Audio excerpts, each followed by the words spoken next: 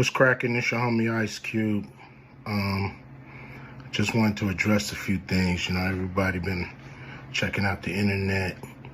My man Katt Williams. First of all, I just want to say, we shot that movie over 20 years ago. So, people have different perspectives, and it's been a long time. I also want to say, every comedian that I've worked with, every comedian that I've put in a movie, I only put them in the movie because I thought they was funny. I thought they was perfect for the part. I tried to put them in a position to win. That's what it's all about, I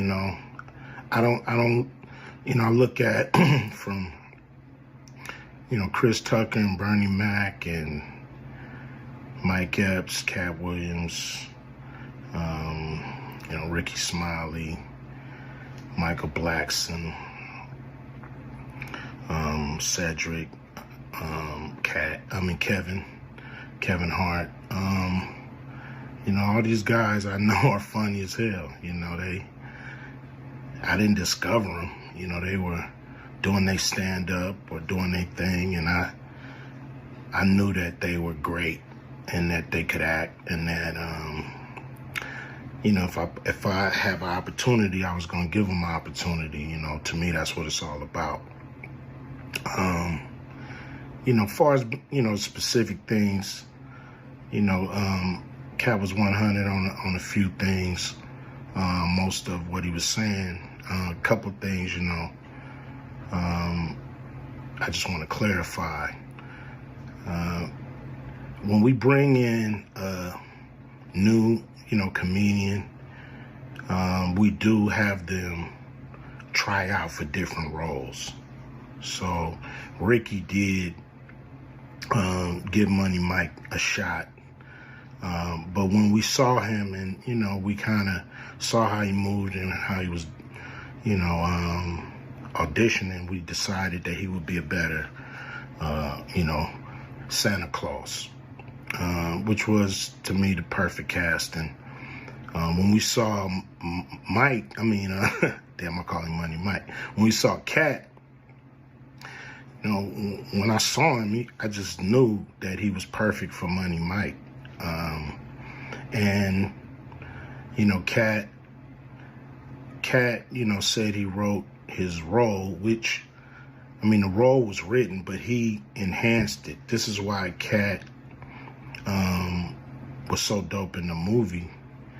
Money Mike had a small role, about as big as the Santa Claus role, but when we start filming, he was giving us such magic that we kept expanding his role and giving him more to do because he was on point. When we shoot these movies, for one, the scripts are fire, or they wouldn't even do it. The scripts are laugh out funny. But we shoot the script, but once we get what we need from the script, we let the comedians ad-lib, riff, play with the words, do their thing. We give them a take where they can, or 2, 3 takes where they can go off and do what they feel. Sometimes it makes the movie, sometimes it don't.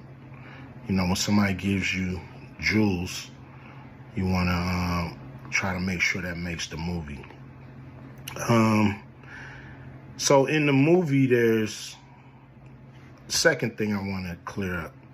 I would never shoot a rape scene in a movie, especially like Friday, where you actually see this happening on camera. That ain't my style. If you check out any of my movies, they not raunchy.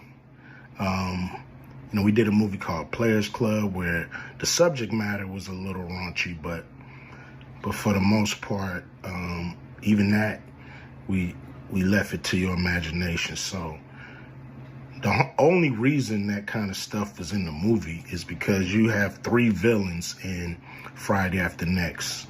You have Santa Claus stealing presents You have Damon, just got out of prison, sweating. Craig and Day for the rent money. And then you have Money Mike, a pimp that treats his woman, like a property. So Craig is always fighting the villains in the movie, from the Joker brothers to Debo. And so we already had Craig fighting Santa Claus. And the only real way to get rid of the other two villains was to have them go against each other. And the plier joke was always in the script. It was never, we would never ever show that. That's not my style if you look at any of my movies. So, that was never a discussion. We, at that point in everybody's career, we would listen to a certain extent, but we wasn't gonna change the movie for any actor. We do what we feel, and if it was a rape scene, it would have been in the movie. It was no reason not to shoot it. But that's not my style. I don't even like that kind of shit in movies, on camera. And so, that was, to me, a little discrepancy there. Katt, he wrote a lot of his part because, like I said, he was giving us jewels, so we were keeping the camera rolling. He was coming off the dome. He was coming prepared every day to steal the show. That was his mission. And, that's what he did, with the movie. And it launched his career, And I'm proud of the movie. I'm proud of all the guys who've, come through, Acute Vision Production and went on to do bigger and better things. And look, a lot of people are talking about pay and how much they was paid on these movies that were extremely low budget. Most of these guys worked a couple of days, and when you're doing a movie, there's over 100 people working on the movie that need to get paid. Most of them got to get paid every day. And there's pre-production and post-production. Even after you finish with the actors, you got to pay editors and sound people. And my movies are all about quality, so most of the money go up on the screen. I'm not giving you no bullshit. I'm not giving you no low budget, shit you can laugh at because it's so cheap. So, we try to put all the money on the screen. And so any actor that's mad at what they got paid, just look at what you was doing. Look at where your career was at the time. Take a look at where it is now.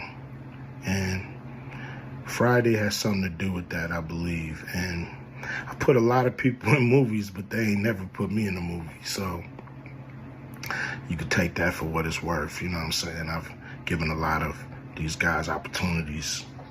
And I still act, so I'm waiting for a call. I ain't got to produce everything or write everything. I got love for all the comedians that I've worked with. Got, much love for Katt. He spoke up for me a lot. And I just wanted to be clear and clarify some things. And shit, man. I hope y'all have a good 2024. Yeah.